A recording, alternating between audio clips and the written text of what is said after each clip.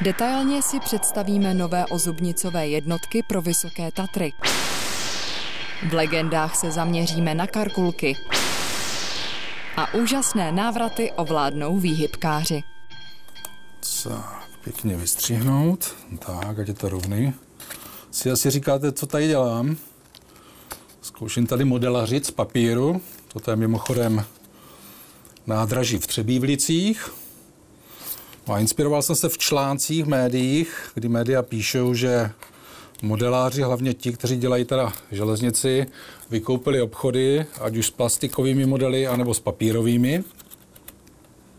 Tak to zkouším. No a současně jste nám psali, abychom takového modeláře nějakého našli a natočili zajímavou reportáž. A my jsme ho našli v Olomouci. Zajímavý chlapík, který dělá modely z papíru a budete koukat. Ale to, co on dokáže, tak na to já asi nervy teda nemám. Tak jo, jedeme do Olomouce, pozor, vlak začíná. A já to tady snad všechno zvládnu.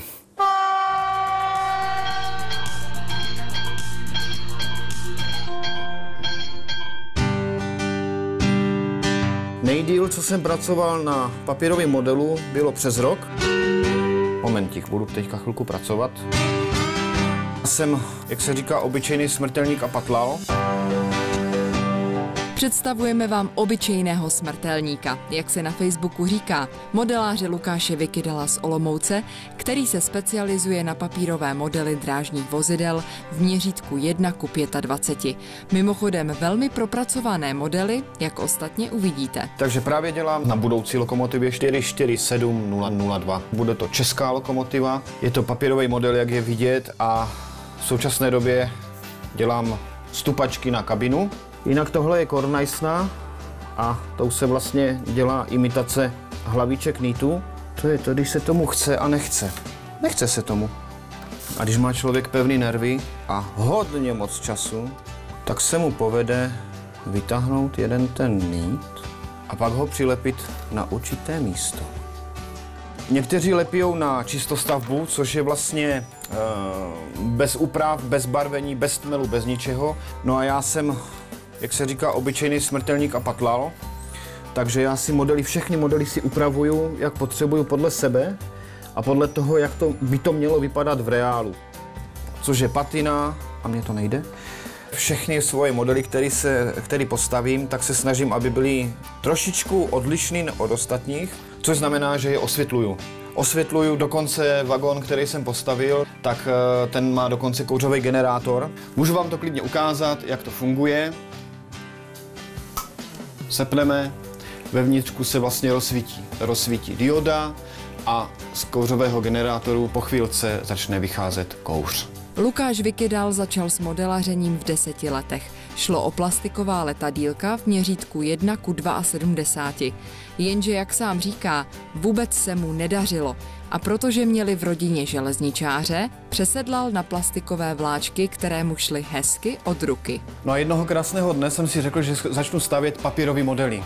Ale abych byl jedinečný, tak jsem začal stavět modely v měřítku 1:25. Protože pro mě osobně ty modely jsou větší, lepší, dá se s tím víc vyhrát, dá se s tím udělat víc detailů. Mám tady nejnáročnější model, který jsem v životě postavil, a to je tady na vrchu, když se podíváte, tak to je Karl Gerhard s transportními vagony a taky je to z papíru. A největší zajímavost je asi ta, že vlastně články pásů je jich 250 a na jednom článku je 20 dílků, což mi trvalo asi půl roku postavit jednu tu stranu toho pásu.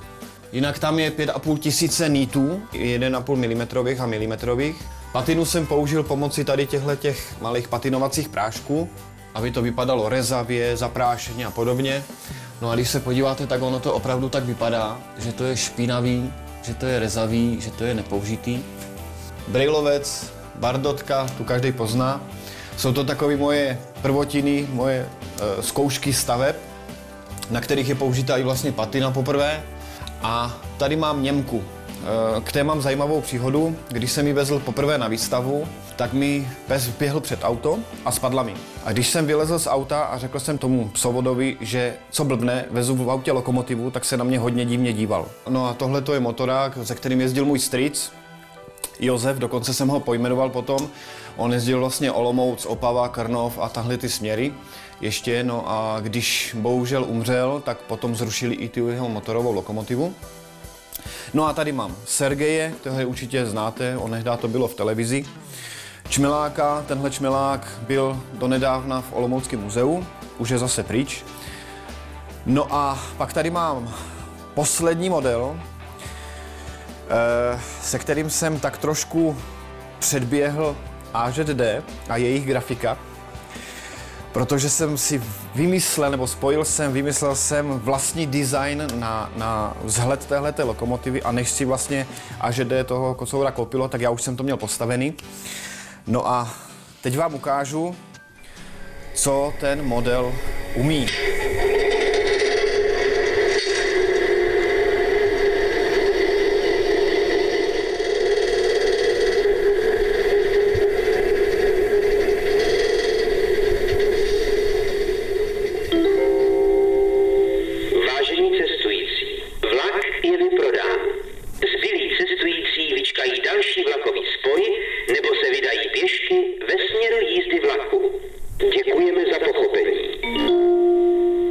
Jeden z modelů, který jsem si sám vytvořil, byl náznak přejezdu AŽD 71.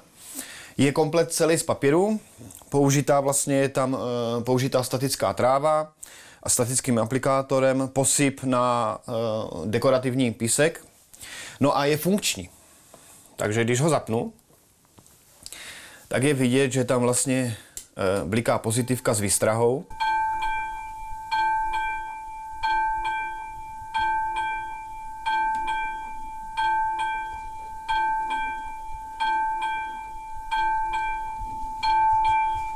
No a takhle vlastně ten přejezd funguje furt do kolečka.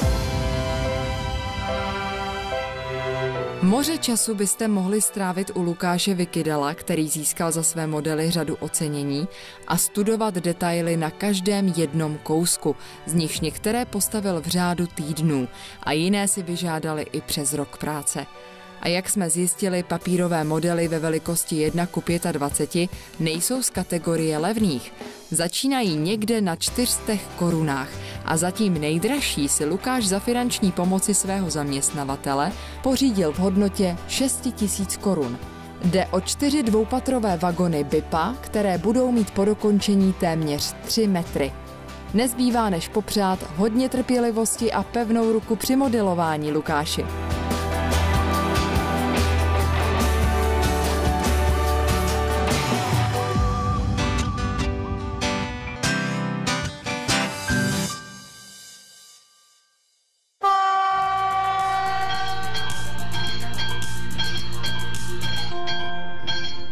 Je tu rychlý přehled událostí na železnici. S rekordním rozpočtem 53 miliard korun se Správa železnic stává jedním z největších investorů v České republice.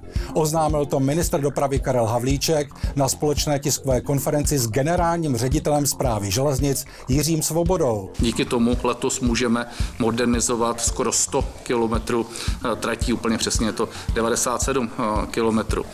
Jsme začali investovat do zabezpečení a jedna z těch důležitých úrovní jsou přejezdy, takže jsme v situaci, kdy jsme za minulý rok zvládli 155 přejezdů a letos jich máme naplánováno 200.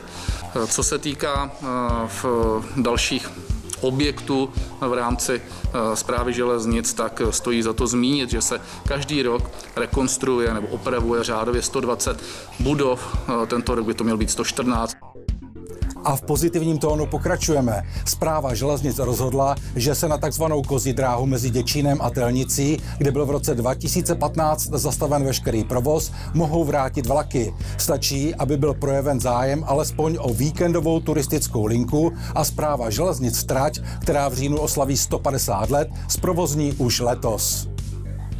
Ve středisku údržby Českých drah v Brně Maloměřicích byla uvedena do provozu nejmodernější hala pro údržbu železničních vozidel. Vyrostla za necelé 2 roky od zahájení výstavby. Hala disponuje 2 kolejemi s délkou přes 150 metrů. Sloužit bude hlavně pro údržbu elektrických jednotek a vratných souprav Českých drah s potenciálem využití pro servis nových elektrických jednotek Jihomoravského kraje. My tam v tuhle chvíli budeme disponovat moderním vybavením, ať už tím máme na mysli nový 11-tunový jeřáb, pevné lávky, které umožní přístup ke komponentům umístěným na střechách jednotek, tak i lávky pohyblivé. Nově bude do haly možné přistavit 132 metrů dlouhé jednotky Interpanter, které se nevešly celou svou délkou do původní haly a bylo nutné je servisovat po částech, což prodlužovalo dobu jejich odstavení. Na jednu kolej bude současně také možné přistavit až 2 jednotky Regiopanter. To výrazně sníží časovou náročnost oprav a umožní vozidla vracet rychleji zpět do provozu. Hodnota investice je 255 milionů korun. Asi víte, že pardubické nádraží prochází kompletní přestavbou. Od září loňského roku byla provedena částečná rekonstrukce kolejiště, demontáž nástupišť, izolace podchodů a tak dále. Stěžejní stavební práce se odehrají od 31. května do poloviny prosince.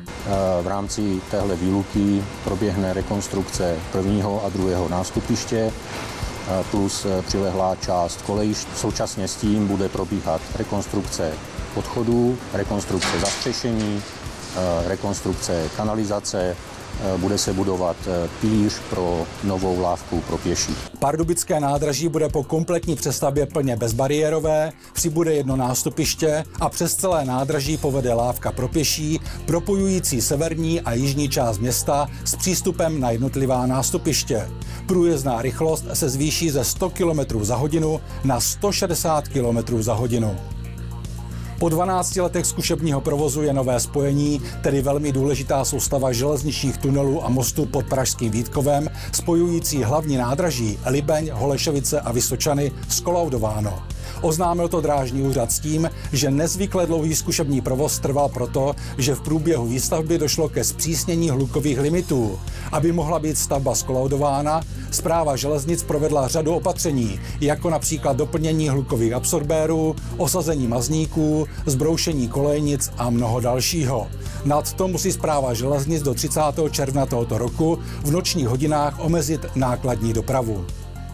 A teď si prozradíme výherce za minulou soutěž.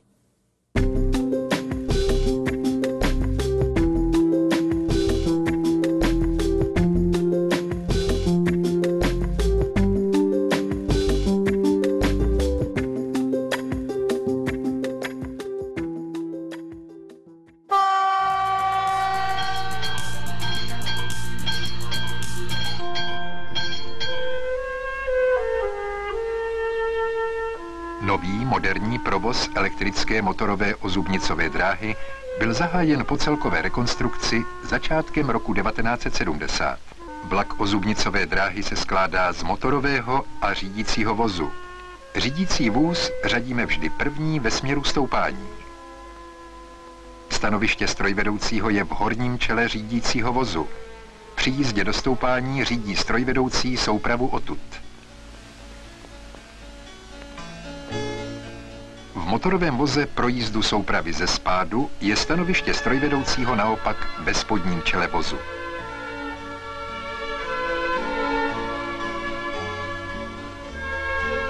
Trať ozubnicové železnice měří 4780 metrů a vede téměř po celé délce po opuštěném tělese staré parní zubačky. Sledujete film natočený v 80. letech minulého století pro Federální ministerstvo dopravy ČSSR o horské drážní dopravě na Slovensku.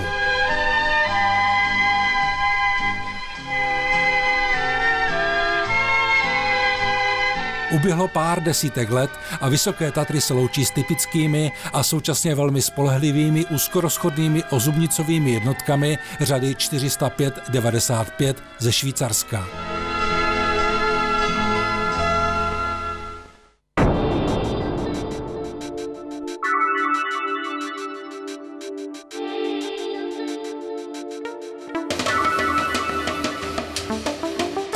Na Nahradí je tyto moderní hybridní ozubnicové elektrické jednotky od společnosti Stadler.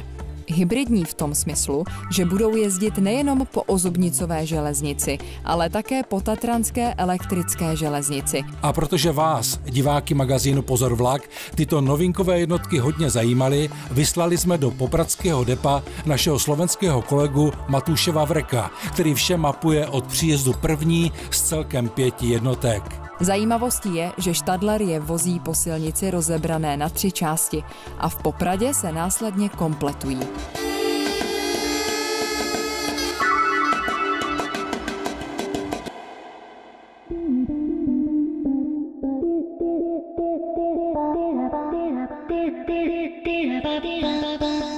Nachádzame sa na stanovišti najmodernejšieho vozidla Tatranských železníc 495. Jeho výkon je 660 kW. Vozidlo je schopné jazdiť 80 km rýchlosťou po adéznej trati, 30 km na ozubnici smerom hore, 19 km na ozubnici smerom dole.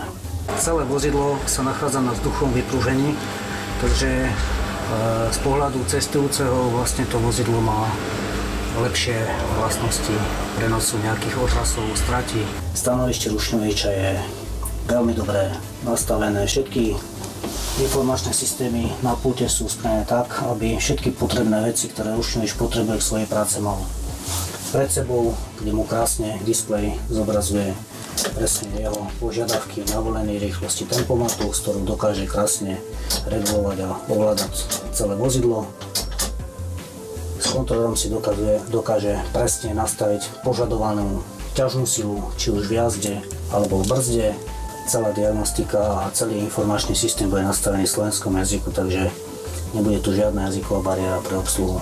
Po pravej ruke má komplet informačný systém, včetne kamerového systému, kde okrem zadaných údajov vlaku vie si pekne obsluha nastaviť ľubovoľnú kameru, či už v interiéri vozidla, alebo v podstate vie pekne sledovať priestor okolo vozidla. A pojďme se podívat do prostoru pro cestující. Ti budou nastupovat prostřednictvím bezbariérového vstupu s dvoukřídlými širokými dveřmi v nízkopodlažních částech klimatizované jednotky. Uvnitř na ně čeká 88 míst ke stání a 91 pohodlných sedadel s většinovým uspořádáním 2+2 proti sobě, přičemž u okna je malý stolek se 2 zásuvkami na 230 V a 2 USB konektory. Vozidlo je vybavené všetkými možnými dostupnými informačnými systémami pre cestujúcich s možnosťou nákupu aj cestovných dokladov. Zmíníme také, že se v jednotce připojíte díky Wi-Fi k internetu. Samozřejmostí je prostor nejenom pro kočárky a kola, ale v zimě také pro snowboardy a lyže. S bezpečným odkladaním lyží, kde nevznikne poškodenie týchto lyží. Zajímavostí je automatické anonymní počítání cestujících. Jednotka je tvořena stejným předním a zadním článkem se stanovištěm strojvedoucího a velkoprostorovým oddílem pro cestující, které spojuje mnohem menší středová část. Zajímá vás, co skrývá? Prostredný diel tohto vozidla je vlastne hnacím agregátom tohto vozidla, kde sa nachádza komplet brzdová výstroj od firmy DACO, nachádza sa tu kompletná elektronika, takisto nachádzajú sa tu všetky istiace prvky, ktoré samozrejme počas jazdy sú komplet zakrytované.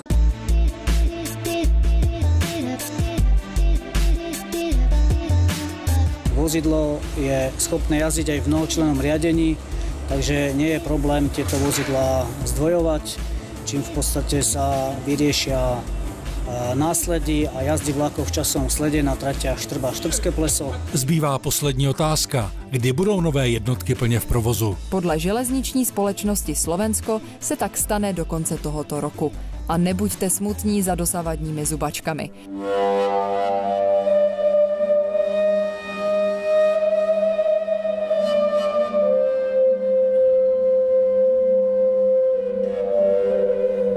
Slováci si totiž 2 ponechají především pro mimořádné a historické jízdy, případně jako posilové v době dopravní špičky.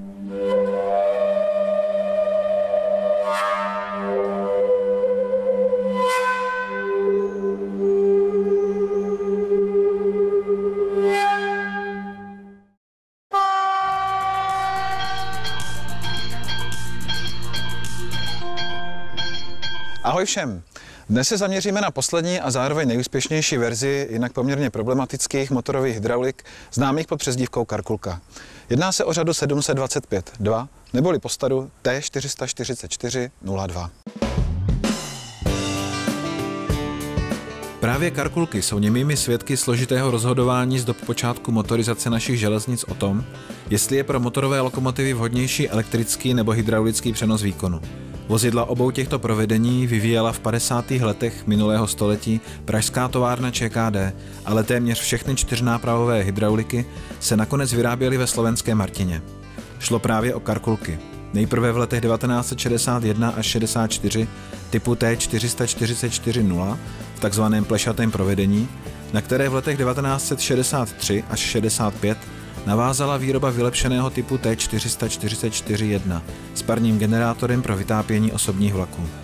Vynecháním parního generátoru a jeho prostým nahrazením balastem pak vznikl námi popisovaný typ T444-02, který se s předurčením pro službu na posunu vyráběl v letech 1965 až 67.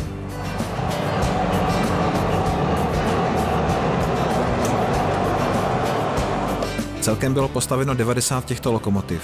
Jejich zajímavostí bylo, že až na vzácné a krátké výjimky nikdy nejezdili v zemi svého původu, na Slovensku. Všechny byly dodány do dep v Čechách a na Moravě.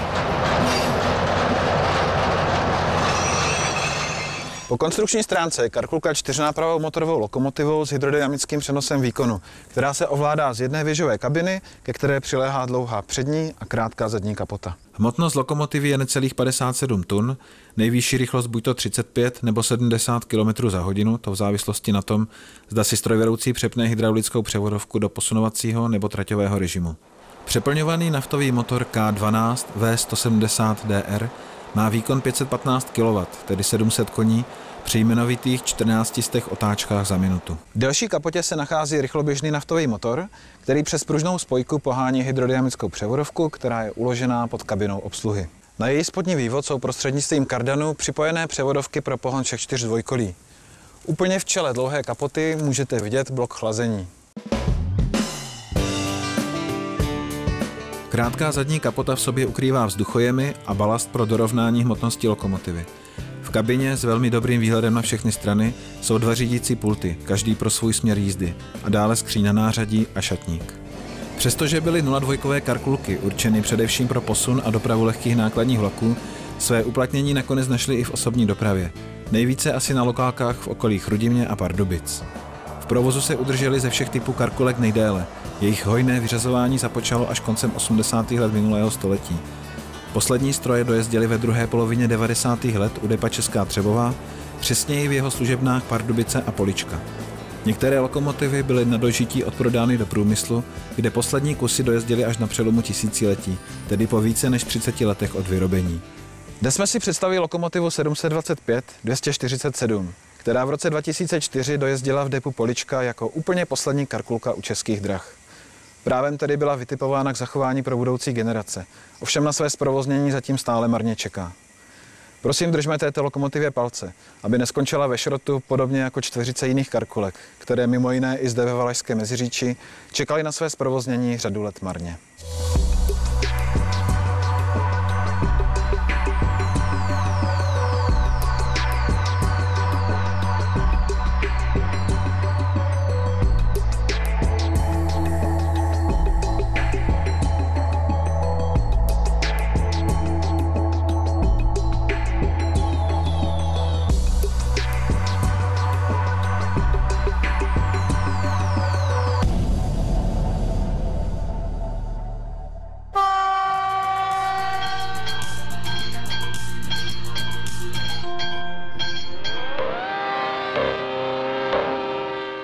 Žáci odborného učiliště železničního budou v této hodině psát kontrolní písemnou práci s dopravní tematikou.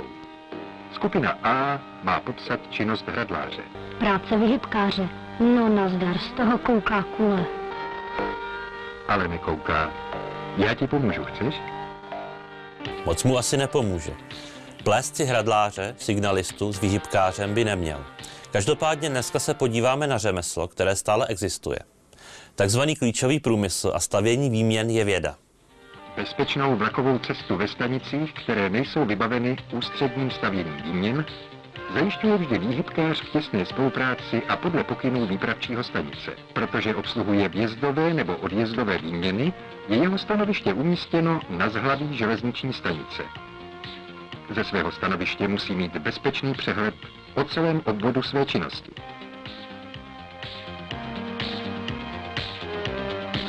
Bezzávadný vjezd nebo odjezd vlaku a vyloučení možnosti náhodné manipulace s výměnami zajišťuje výměnový zámek, který dozorčí výhybek obsluhuje speciálními klíči ze skřínky na svém stanovišti.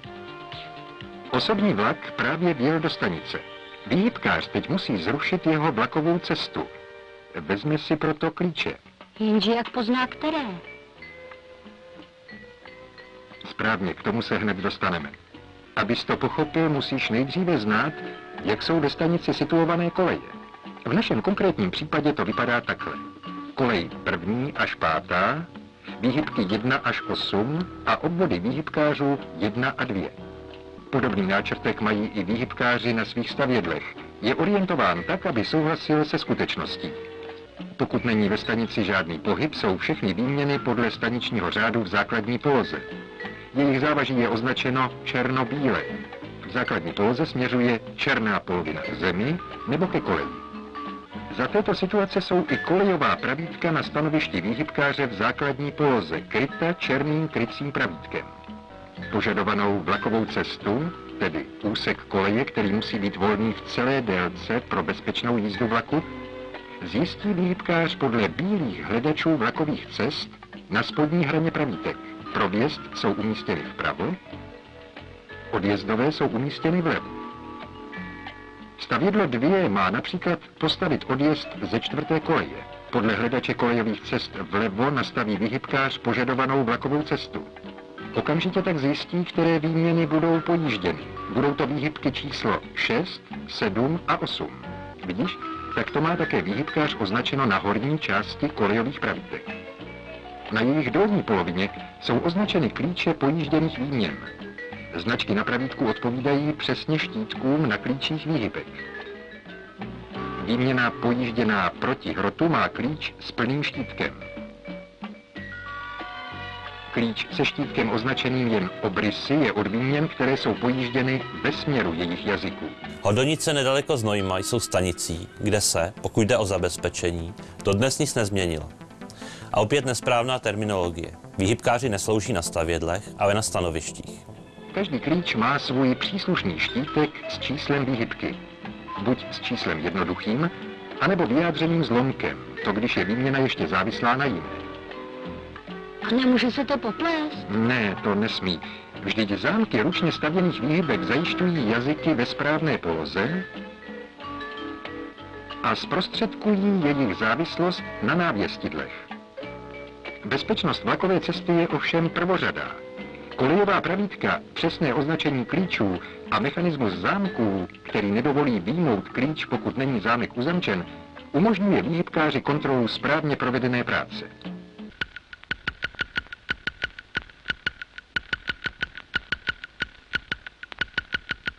Jak to? Ten osobák ještě neodjel? Zatím ne. Podle grafikonu vlakové dopravy se v Hodonicích pravidelně křižuje s osobním vlakem z Břeclavi. Alespoň teď podrobně uvidíš přípravu vlakové cesty. Výpravčí si pohledem ověřil volnost kolejí. První kolej je obsazena vlakem ze Znojma. Křižující vlak bude tedy projíždět po koleji druhé. Nejdříve si přestaví pravítka pro vjezd a odjezd ze druhé koleje. Potom telefonicky oznámí pravidelné křižování osobního vlaku výhybkáři vjezdového stavědla 1, který zopakováním potvrdí, že rozuměl. Stejně tak i výhybkáři stavědla 2. Obě stavědla musí jeho příkaz předpisově opakovat. Aha, teď si výhybkář podle hledače nastaví své pravítka pro vjezd na druhou kolej. Nahoře má vyznačenou vlakovou cestu a dole značky klíčů. Ano, výborně. Stejně tak postupuje i výhybkář na odjezdovém zhlaví. Před přípravou každé vlakové cesty se musí výhybkář pohledem přesvědčit o volnosti kolejí ve svém obvodu. V pořádku. Pro vjezd vlaku na druhou kolej je třeba přeložit výměny 1 a 3. Nejdříve odemkne a uvolní zámek výměny. Přestaví ji do požadované polohy. Protože vlak bude do stanice výjíždět proti hrotu, zajistí výměnu zámkem. Vlaková cesta pro vjezd je připravena. Na odjezdovém zhlaví postupuje podobně i výhybkář stavědla 2. Ale vždyť zapomněl zamknout zámek. Nezapomněl. Vlak bude pojíždět po hrotu výměn a v takovém případě se výhybka neuzamyká.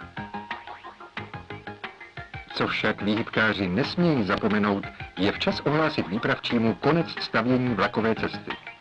Jinak by výpravčí nemohl povolit vjezd a přestavit návěstidla.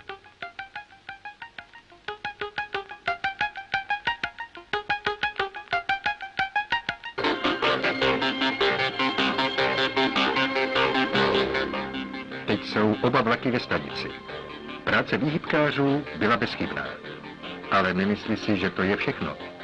Výhybkáři musí ovládat i jiné varianty vlakových cest, které jsou odlišné od pravidelného denního provozu, třeba pro případ mimořádně zastavujících vlaků.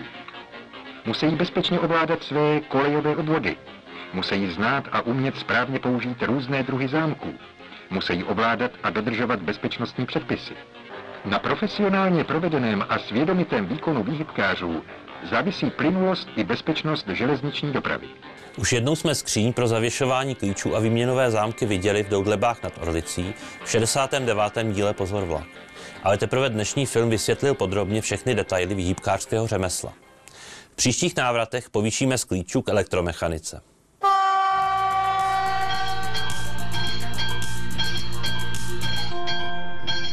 Chcete vidět své fotografie v pořadu Pozor vlak? Pak sledujte naše fotovýzvy na Facebooku.